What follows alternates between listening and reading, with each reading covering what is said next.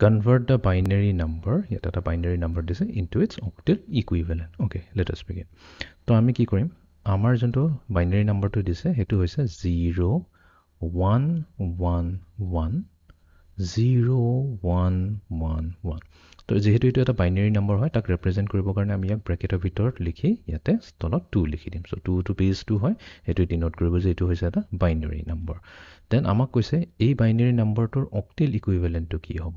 তো অক্টেল ইকুইভেলেণ্ট উলিয়াবৰ কাৰণে আমি কি কৰিম, আমাৰ বাইনাৰী নম্বৰটো আমি আকৌ এবাৰ নোট কৰিলোঁ। চ' 0 1 1 1 এণ্ড দেন 0 1 1 1। এতিয়া আমি জানো আমাৰ এইটো হৈছে lowest significant bit বা LSB, আৰু এইটো হৈছে আমাৰ most significant bit। 0 এইটো 0টো হৈছে most significant bit। আমি কি কৰিম, ফ্ৰম LSB to MSB আমি ৰিড কৰিম, আৰু আমি কি কৰিম, তিনিটা বিটৰ পেয়াৰ বনাম। তো ইয়াতে 1 1 1 এটা পেয়াৰ হৈ গ'ল, নেক্সট পেয়াৰটো হ'ব 1 1 0। এতিয়া ইয়াতে পেয়াৰ বনাব গ'লে এটা প্ৰব্লেম হৈ আছে, ইয়াতে খালি 0 and 1 আছে।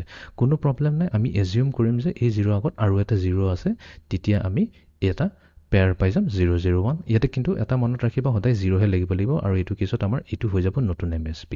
অ'কে, এতিয়া আমি টেবুলত চাম। এতিয়া 1 1 1 যদি কওঁ, তাৰ অক্টেল ইকুইভেলেণ্টটো হৈছে 7, তো তাৰমানে এইটো হৈ যাব আমাৰ 7। দেন আছে আমাৰ 1 1 0। এতিয়া 1 1 0 ইয়াতে আছে, তো ইয়াৰ অক্টেল ইকুইভেলেণ্টটো হৈছে 6। এণ্ড দেন আছে আমাৰ 0 0 1, এইটো হৈছে 0 0 1, ইয়াৰ অক্টেল ইকুইভেলেণ্ট হৈ যাব 1।